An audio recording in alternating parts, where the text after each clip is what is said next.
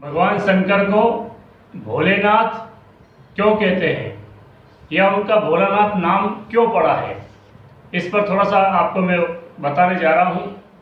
आप सुनेंगे इस वीडियो को तो जानेंगे कि भगवान का नाम भोलेनाथ क्यों पड़ा है या उनको भोलेनाथ क्यों कहते हैं। एक बार शिव जी का मन हुआ, भगवान का मन हुआ कि मृत्युलोक में घूमने जाना है। जब उनका ऐसा मन हुआ तो वो कहने लगे, हे पार्वती, आज मैं मृत्युलोक में घूमने जा रहा हूँ और तुम यहीं कैलाश पे बैठ करके मेरा इंतजार करना। तो माँ पार्वती बोली, हे स्वामी, मैं हाथ जोड़ के आपसे विनती करती हूँ कि मैं भी आपके साथ और मृत्युलोक घूमने जाने का मेरा मन है, मैं भी आपके साथ घूमने जाने की मेरी इच्छा है या मैं आपके साथ चलना चाहती हूँ। ऐसी जब विनती माँ पार्वती ने करी तो शिव जी ने कहा कि देख, मृत्युलोक में सब दुखी भरे पड़े हैं, सब लोग वहां अपने कर्मों की सजा भोग रहे हैं। इसके लिए औरत का हृदय कमजोर होता है, वो किसी का दुख सहन नहीं कर पाती है। तो तू जगह जगह उसको रोक करके और लोगों का दुख दूर करवाएगी। इसके लिए तू यहीं रहे, मेरे साथ मत चल। लेकिन वो कहते हैं ना, त्रिया हट। माँ पार्वती ने हट करी और उस हट के आगे भगवान शिव जी को कहना पड़ा कि चलो तुम भी मेरे साथ चलो। तो जा रहे हैं दोनों, शिव और पार्वती। जाते जाते जाते जाते उनको बहुत दूर एक गांव में निकल जाते हैं, इस मृत्युलोक में। अब एक गांव में देख रहे हैं कि कई वर्षों से पानी नहीं आया उस गांव में। कई वर्षों से उस गांव में पानी नहीं गिरा है।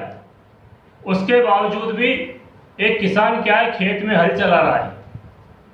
और जब खेत में हल चला रहा है तो माँ पार्वती शिव जी से कहती है, भगवान भोलेनाथ, हे स्वामी, क्या इस किसान को मालूम है कि वर्षा होने वाली है, तो उससे पहले ही जमीन को ठीक करना है। जमीन में हल हाँक रहा है कि नहीं, इसको ये मालूम नहीं है कि वर्षा होने वाली है, लेकिन ये हल इसलिए चला रहा है कि इनके यहाँ इस गांव में पानी पड़े को बरसों हो चुके हैं। अब पानी पड़े को बरसों हो चुके हैं तो ये अभ्यास कर रहा है, ये प्रैक्टिस कर रहा है कि कहीं मैं हल चलाना नहीं भूल जाऊं, इसलिए ये हल चला रहा है। इसको पानी का आवाज नहीं है कि बरसात होने वाली है। अब देखो, माँ तो माँ है, माँ जगत जननी होती है, माँ सबका पेट भरती है, चाहे वो धरती माता हो या माँ पार्वती हो या माँ लक्ष्मी हो या माँ सरस्वती हो। नाम अनेक है, काम एक है। तो माँ को उस गांव का उद्धार करने के लिए शिव जी को लेकर के आई थी उस गांव तक, या शिव जी के साथ चल करके आई थी उस गांव तक, उस गांव का उद्धार करने के लिए। तो माँ पार्वती हंसती हंसती बोलती है कि महादेव, मैं आपसे विनती करती हूँ। क्या कहती हो, बोलो।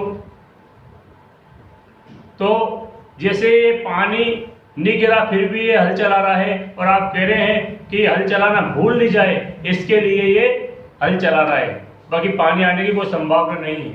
तो भोलेनाथ, आपकी ये जो झोला है जिसमें आप सामान रखते हैं, कंठी माला जो भी शंख वगैरह आप इसमें रखते हैं आपकी झोली में, तो इसमें मैंने सुना है कि एक शंख ऐसा है कि जिसको बजाने से बरसात हो जाती है। क्या? हाँ, वो तो है, इसमें क्या बड़ी बात है। तो भगवान, उस शंख को आपने कई वर्षों से बजाया नहीं है। जो पानी बरसाने वाला शंख है, उस शंख को तुमने कभी वर्षों से बजाया नहीं है। कहीं स्वामी ऐसा ना हो कि आप भी शंख बजाना भूल जाओ। इस पर भगवान भोलेनाथ ने कहा कि ये कौन सी बड़ी बात है, मैं शंख बजाना नहीं भूला हूं। कि नहीं, आप शंख बजाना अगर नहीं भूले हैं तो मेरे सामने बजा के बताओ। और भगवान भोलेनाथ ने उनकी झोली में से शंख निकाला और जोर से बजाया, और जैसे शंख बजाया तो इंद्र देवता जोर जोर से बरसने लगे, क्योंकि वो शंख तो था ही पानी गिराने के लिए।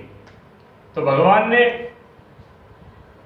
माँ पार्वती की बातों में विचार नहीं करके, और देखो सहज भाव से ही माँ पार्वती ने कहा और उन्होंने शंख निकाल करके बजाया, और उस गांव में जो वर्षों से अकाल पड़ा था वह पानी पानी हो गया और सारे गांव वाले जय जयकार करने लगे भगवान की।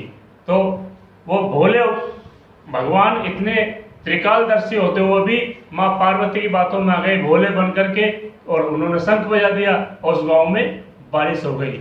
यहीं से कहा जाता है कि भगवान का भोलेनाथ नाम पड़ा है।